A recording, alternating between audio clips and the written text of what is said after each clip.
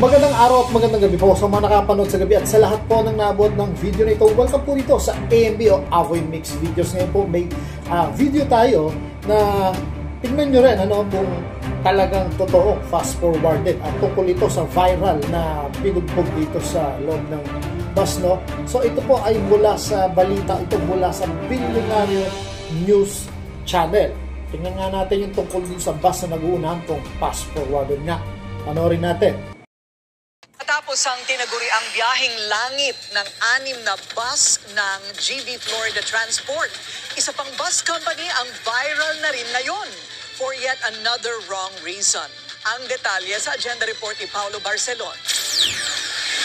Hindi raw mala Formula 1, kundi nag-convoy lang.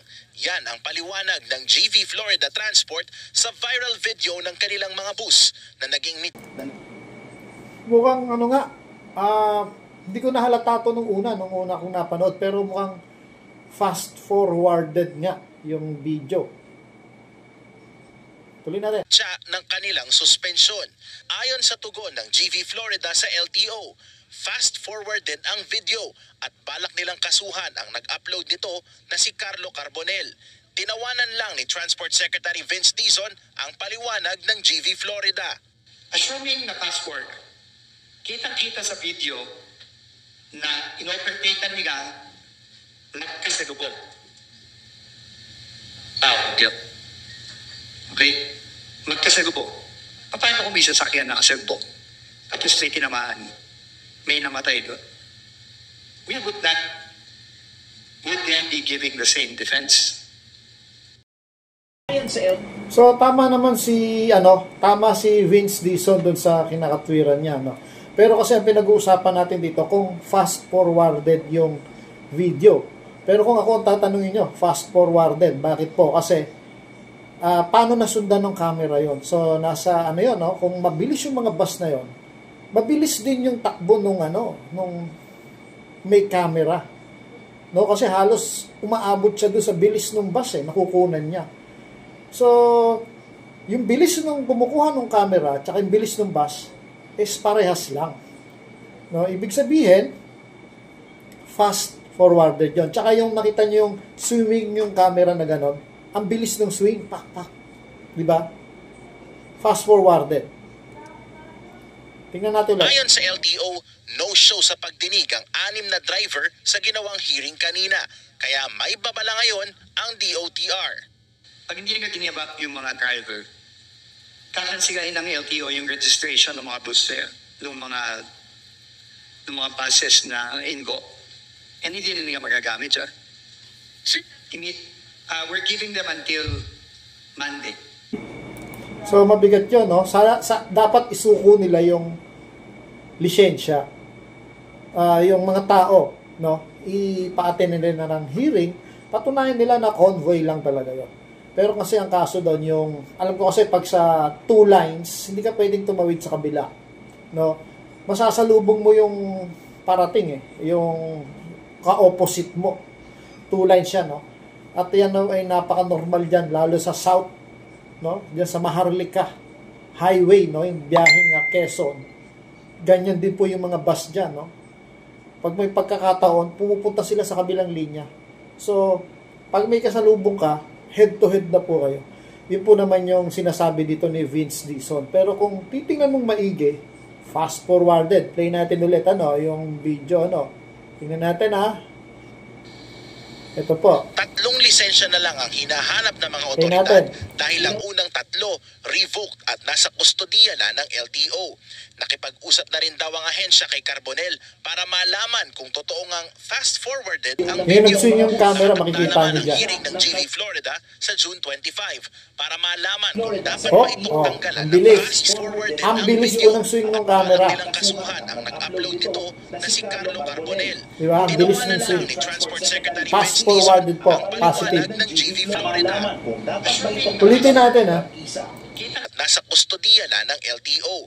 Nakipag-usap na rin daw ang ahensya kay Carbonell para malaman kung totoo ngang fast-forwarded Fast-forwarded yung uga ng camera, Nakatakda naman Kita ang mo hearing na, ng GV Florida sa June 25 yung paling ng para camera. malaman kung dapat ba itong tanggalan ng prangkisa. Ang bilis. Samantala, Fast-forwarded talaga. sinuspinde na rin ng LTO ang lisensya ng driver at konduktor. So, dito naman tayo sa isa, no, yung binugbog.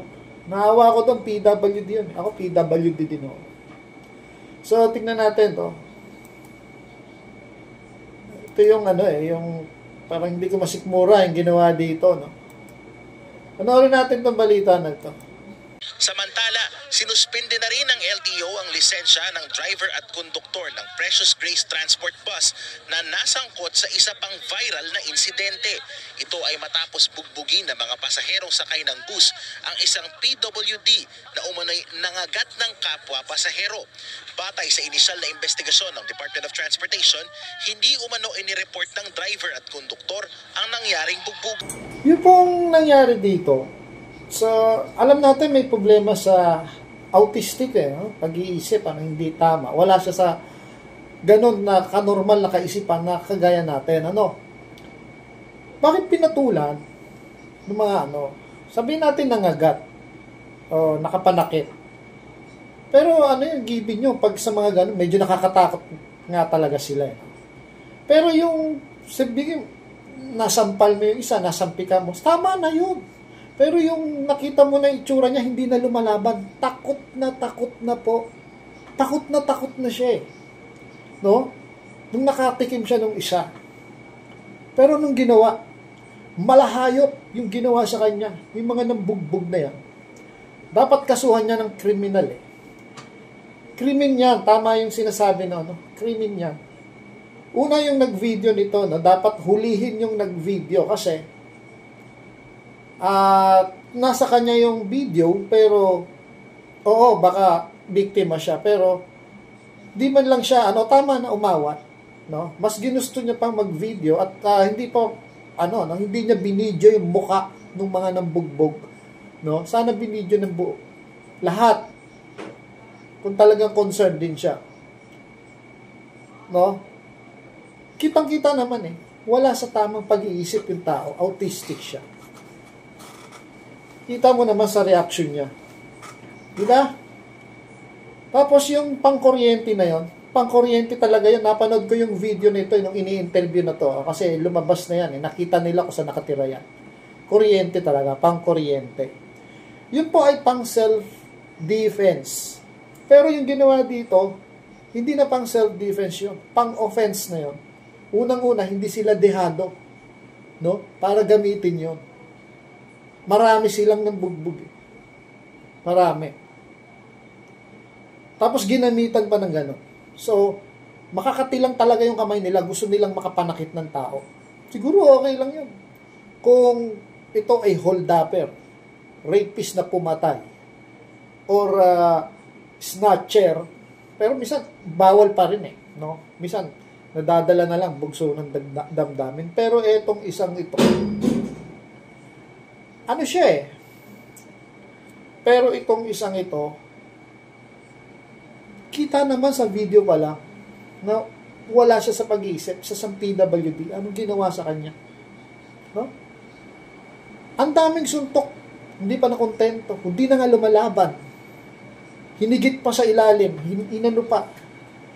No? Tapos, kinuryente pa. Dire-diretso pa yung pangkukuryente kung maririnig nyo sa video. So, ganun na. Kasama ang tao ngayon. Ito ngayon, driver at saka konduktor. Sila ang may mas power sa loob. Dapat sinabi nila, okay, makikialam.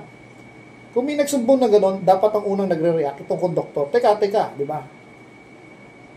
Siya ang unang nakikialam. Hindi yung pinabayaan niya yung mga pasahero niya. Kung hindi nyo kayang trabaho niyo dyan, huwag na kayong magkonduktor. Di ba? Kayo, ang unang responsibilidad, bus nyo yan. Sumakay yan. Nasa loob ng bus niya. Ano man ang nandun, mga pasahero nyo, kayo responsibilidad dyan. Driver, tsaka konduktor. Tapos ayaw nyo magpakita ngayon. Dapat lang talaga, cancelin nyo. Huwag na kayong mag-drive. Alisin na yung mga lisensya ng mga ganyan.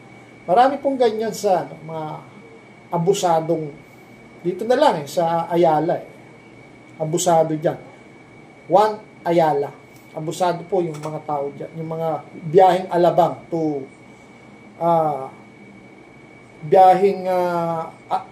Juan Ayala to Alabang. Talagang sinisiksik po nila yung pasahero dyan. Sinisiksik nila ng gusto. May taga-salansang pa sila dyan. Ganyan po sila dyan. At wala pong aksyon ginagawa dito ang ahensya na dapat sumita rito. Overload na po yung bus. Hindi po aalis yan ng hindi siksik. Ganun po. So, nasa ko po yung suporta nyo. Kayo pong mga nanonood dito sa video na ito. Share nyo po para makita ng ahensya na kung sino man dapat makakita. LTFRB ba? Sa LTO ba? Sila ba yung sa mga overload? Parang wala na kasi silang ginagawa eh. No?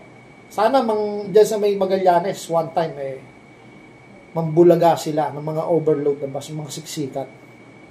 Parang kung may reklamo lang, saka lang sila kikilos. Diba? Ganyan yung mga pamahalaan natin. Pagka na-report na sa KMJS, saka lang kikilos ang DSWD. Naman. So hanggang dito na lang po. Maraming salamat po.